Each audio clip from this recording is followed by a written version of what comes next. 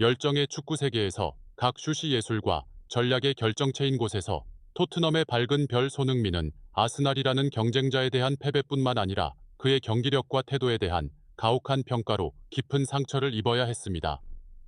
2024년 9월 15일에 북런던 더비 경기는 결과 0-1의 처참함뿐만 아니라 논란의 여지가 있는 플레이와 토트넘이 받아야 했던 여러 장의 경고 카드로 인해 아픈 기억이 되었습니다. 토트넘 경기장의 마지막 햇살이 사라질 때 팬들은 아스날 킬러로 불리던 손흥민의 밝은 모습을 더 이상 인식하지 못했습니다. 대신 그는 경기 중뿐만 아니라 실망스러운 태도로 팬들에게 큰 수치심을 남기며 무너졌습니다. 축구, 열정과 정신의 춤은 무력감을 반영했으며 토트넘은 경기에서 패했을 뿐만 아니라 자신들의 자존심까지 잃었습니다. 프리미어 리그에서 가장 빛나는 별 중 하나인 전 세계 팬들을 매료시킨 날카로운 드리블과 완벽한 마무리로 평가받던 선수는 어떻게 이렇게 심각한 비판을 견뎌야 했을까요? 이 치열한 경기에 깊이 있는 분석에 함께 들어가 보겠습니다. 이곳에서 기술뿐만 아니라 정신과 태도까지도 끝까지 시험받았습니다. 사랑하는 여러분, 안녕하세요. 오늘 이 비디오에서 아스날에게 패한 토트넘의 패배와 관련된 다양한 주제에 대해 함께 논의하게 되어 기쁩니다. 더 이상 기다리지 않도록 오늘 비디오의 주요 주제로 들어가 보겠습니다. 이 비디오를 경기 상황을 알아보는 것으로 시작하겠습니다. 2024년 9월 15일 북런던 더비는 극적인 경기와 함께 토트넘에게 실망을 안겼습니다. 토트넘은 홈에서 아스날에게 0-1로 패배했습니다. 이는 단순히 점수상의 패배가 아니라 팀 전체의 정신적 충격과 태도 문제를 동반한 패배였습니다. 경기장에서 발생한 일들은 플레이의 비효율성과 통제력 부족을 명확하게 드러냈으며 토트넘의 밝은 별 손흥민도 언론의 엄격한 비판에서 벗어나지 못했습니다. 경기가 시작되기 전 토트넘은 주요 선수가 거의 완전히 건강한 상태에서 다소 낙관적이었습니다. 와이브 비수마는 부상으로 결장했습니다. 반면 아스날은 주요 미드필더들이 다양한 부상으로 결장하면서 심각한 손실에 직면했고 이로 인해 토트넘은 전력 우위를 점하며 4-3-3 전술을 사용해 아스날의 수비에 지속적인 압박을 가할 것으로 기대했습니다. 90분 동안 경기에 출전한 손흥민은 동료들과 함께 공격적인 플레이를 전개하며 공을 60% 시간 동안 지배하고 아스날 골문에 지속적으로 압박을 가했습니다. 그러나 경기 후 손흥민이 말했듯이 우리는 경기를 지배했지만 세트피스에 의해 패했습니다. 최종 결과는 두 팀 간의 기회 활용 차이를 보여줍니다. 토트넘은 60%의 공 점유율을 기록했으며 이는 그들이 공을 유지하고 경기의 흐름을 통제할 수 있는 능력을 보여줍니다. 그러나 공을 많이 가진다고 해서 경기를 완전히 지배하는 것은 아닙니다. 공 점유는 전술의 한 요소일 뿐이며 성공을 자동으로 보장하지 않습니다. 공을 잘 통제하긴 했지만 토트넘은 단지 3번의 유효 슈팅만을 만들어냈으며 이는 그들이 공의 지배를 실제 득점 기회로 전환하는 방법을 모른다는 것을 보여줍니다. 이것은 공격의 비효율성을 반영합니다. 토트넘은 공을 지배할 수 있지만 결정적인 순간에 날카로움이 부족합니다. 아스날은 공을 적게 지배했지만 토트넘보다 5번 더 유효 슈팅을 기록했습니다.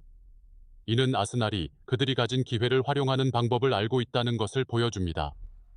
공을 적게 지배하는 것이 상대에게 위협을 가하는 능력에 영향을 미치지 않습니다. 이것은 팀이 많은 공을 지배할 필요 없이도 더 위험한 기회를 만들어 게임을 지배할 수 있다는 명백한 증거입니다. 아스날은 공을 지배하는 데 집중하지 않고 대신 기회가 있을 때 수비를 조직하고 빠른 방역을 할 수 있습니다.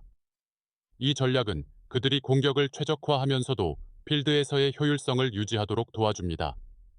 토트넘은 공을 지배할 수 있지만 그것이 그들이 경기의 운명을 지배하는 데 도움이 되지는 않습니다. 축구에서는 최종 결과가 기회를 골로 전환하는 능력에 의해 결정되며 공을 더 많이 지배하는 것에 의해 결정되지 않습니다. 아스날이 기회를 잘 활용한 반면 토트넘이 그렇지 못한 것은 기술적 지배, 공 지배와 효율성 지배, 득점 및 수비 이후의 차이를 보여줍니다. 아스날은 많은 공을 지배할 필요는 없지만 여전히 기회를 만들고 결국 승리할 수 있습니다. 아스날의 유일한 골은 고정 상황, 코너킥에서 왔으며 부카요 사카가 오른쪽에서 킥을 차고 가브리엘이 헤더로 골을 넣었습니다. 이는 토트넘의 공중 수비 문제에 대한 명백한 증거입니다. 고정 상황의 수비 약점은 새로운 문제가 아닙니다. 지난 시즌부터 토트넘은 이러한 상황에서 여러 번 실점을 했습니다. 수비 조직이 부족하고 코너킥이나 간접 프리킥과 같은 고정 상황에서의 규율 부족은 명백한 약점이 되었습니다. 감독 교체가 있었음에도 불구하고 토트넘의 고정 상황 수비 문제는 엔지 포스테코글루에서도 크게 개선되지 않았습니다. 이는 공중 상황에서의 수비 임무 배분의 비효율성 때문일 수 있습니다. 조직 부족과 규율 부족은 고정 상황의 수비가 개인 기술뿐만 아니라 팀 전체의 조직과 규율도 필요하다는 것을 의미합니다. 토트넘은 수비 배치에서 실수를 하거나 위치 조정을 제때 하지 못하거나 이 상황에서 상대의 위험한 선수들을 제대로 제어하지 못했을 가능성이 있다. 앙제 포스테코글루 감독은 그의 팀이 정적 상황에서 수비가 약하다고 인정했지만 이것이 패배의 결정적인 원인이라고 보지는 않았다. 이는 그가 문제를 인식했지만 단일 전술적 실수에 모든 책임을 돌리기를 원하지 않았음을 보여준다. 앙제 포스테코글루 감독은 토트넘의 더 큰 문제는 공격 능력에 있다고 강조했다. 비록 많은 공을 소유했지만 그들은 충분한 기회를 만들지 못하거나 아스널의 수비를 뚫는 방법을 모른다. 이것은 공격에서 창의성과 효율성의 부족이 토트넘의 패배에서 더 중요한 역할을 한다는 것을 명확히 한다. 수비의 약점에만 국한되지 않는다. 아스널은 이 약점을 인식하고 고의적으로 정지된 볼 상황, 특히 코너킥과 간접 프리킥으로 이를 이용했다. 아스널은 방역에서 속도와 기술을 활용할 뿐만 아니라 토트넘이 잘 통제하지 못하는 정적 기회를 최대한 활용했다. 정적 상황을 활용하는 방법을 알고 있는 아스널은 경기 읽기 능력이 더 뛰어나고 상대의 약점을 활용하기 위해 전술을 조정하는 것을 보여주었다. 이는 두 팀 사이의 차이를 만드는 데 기여했다. 토트넘의 가장 중요한 선수 중 한 명인 손흥민은 이 경기에서 최고의 폼을 보여주지 못했다. 비록 90분 동안 경기를 했지만 손은 실제로 위험한 슛이 없었고 많은 돌파 상황을 만들지 못했다. 풋볼 런던 기자는 손흥민의 활력 없는 경기력을 비판하며 그에게 최저 점수인 5점을 주었다. 최근 몇 년간 손흥민은 토트넘에서 인내와 노력을 상징하는 선수로 자리 잡았지만 아스널과의 경기에서는 많은 비판을 받았다. 특히 이러한 더비 경기에서는 손흥민이 빛날 것으로 기대되지만 이번에는 그 기대에 부응하지 못했다. 전술과 경기 스타일에서 잘하지 못한 것 외에도 토트넘은 경기 중 상황 처리 방식으로 실망을 주었다. 전반전에서 토트넘은 5장의 옐로 카드로 너무 많은 수치를 기록했으며 이는 다툼에서의 자제 부족을 나타낸다. 이것은 경기의 흐름을 방해할 뿐만 아니라 토트넘 선수들의 긴장감과 불안정한 심리를 반영한다. 계속된 반칙과 불필요한 경기 중단은 많은 사람들에게 토트넘 선수들의 전문성에 의문을 제기하게 했다. 더비 경기에는 항상 많은 감정이 담겨 있지만 토트넘이 결정적인 상황에서 반응한 방식은 그들이 경기장에서 감정을 제대로 통제하지 못했음을 보여준다. 이것은 또한 팀의 전체 정신에 큰 영향을 미칩니다. 성급한 결정과 계속된 반칙들이 경기 통제 기회를 줄일 뿐만 아니라 팀 전체의 정신까지 흔들리게 만들었습니다. 아스널에게 패한 것은 토트넘에게 큰 충격일 뿐만 아니라 여러 측면에서 팀에 대한 경각심을 일깨우는 신호이기도 합니다. 첫째, 그들은 기회를 활용하는 능력을 개선하고 단지 볼 점유에만 의존하지 말아야 합니다.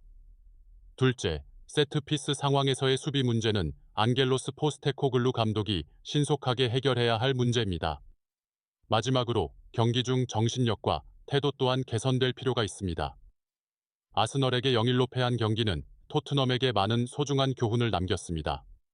단순한 점수 패배가 아니라 그들이 경기 운영을 통제하는 방식과 선수들의 태도에 대한 큰 실망이기도 했습니다.